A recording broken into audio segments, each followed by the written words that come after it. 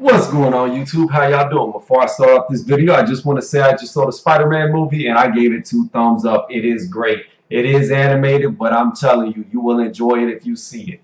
Outside of that, let's get into the Chisora versus Dillian Whyte. Who do I think will win? Well, first off, I want to say with the first fight, I honestly believe that Chisora should have won that fight. I had it going Chisora's way, even though I've really grown to like Dillian Whyte, and I think Dillian Whyte is the most improved boxer out of all the bunch of the new guys.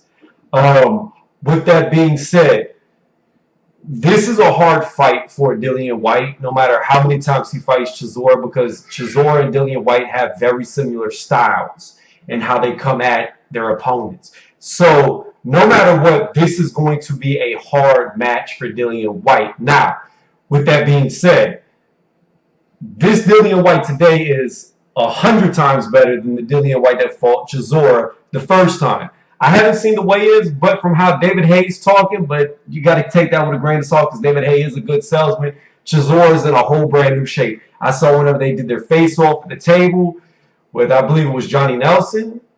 I think that's who it was. I don't know because the UK always changes up the mediator. So I believe that's who it was if my memory served right. And Chisora was looking like he's starting to chisel out into better shape than we've seen him being a doughboy. So it's hard to say. I mean, I don't believe Chisora's as young as he says he is. I believe he's in his 40s. I think he's another one that lies about his age, has been lying about his age. He looks way too old to be, I think he said 35. He just looks way too old to be 35. But anyways, this fight's going to come down to conditioning. Dillian Whyte has still had a problem going 12 rounds. Yes, he's made it, but as y'all saw against Joseph Parker, he almost got taken out because his endurance has been the worst part of him. When he fought AJ the first time, he ran out of gas. He ran out of steam, and he's slowly been getting better at his endurance, but it's going to come down to endurance. Same thing with Chisora. Chisora has been notorious for gassing as the fight gets into the deeper rounds. So, to me, this fight is really going to be decided between the 9th and the 12th round. It's going to be decided by which man gasses first. I see most of the rounds being very close like before. I want to say that I'm leaning towards Dillian Whyte to win this. But once again, I must restate that this is a hard fight stylistically for Dillian Whyte because they're so similar in the way that they fight that Chisora always has a chance to win against Dillian Whyte. Can Dillian Whyte knock out Chisora? I don't know. If it comes, it's going to come late. Unless Chisora gets old overnight, which is what ends up happening to a lot of fighters when they hit a certain age. You don't know when it happens. It just happens. One day you wake up, stuff doesn't feel the same, it doesn't work the same, and you're done.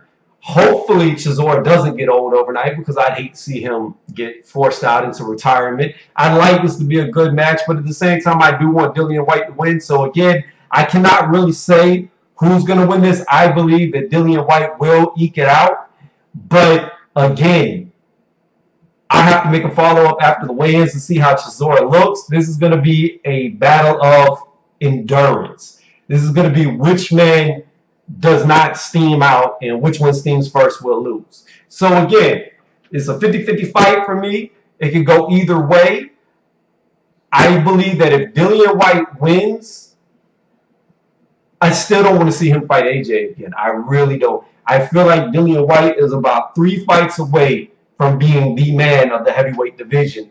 People can disagree with what I'm saying, but I honestly believe that you give Dillian Whyte another 3 fights, and he's going to be the man of the division. He's can be mobile, he can track, he can go. That's how he got Joseph Parker down.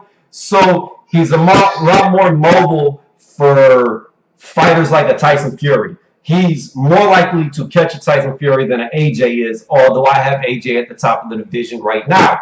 With Tyson Fury, he needs a few more fights to really get back. We're going to see what happens in the rematch if he takes it against Wilder. Wilder, in my opinion, exposed just how bad he flows, looking like he's swimming without water. And, you know, exactly how I said he was going to fight. He did fight. He didn't get knocked out or put down by Fury, even though I said I thought Fury would win by knockout. But he was hurt several times. He was rocked several times. Fury just, as I said in another video, he lacked that aggression. It's like he's unsure of himself completely. And that's about how I see it. So I got Dillian Whyte eking it out. Thank y'all very much for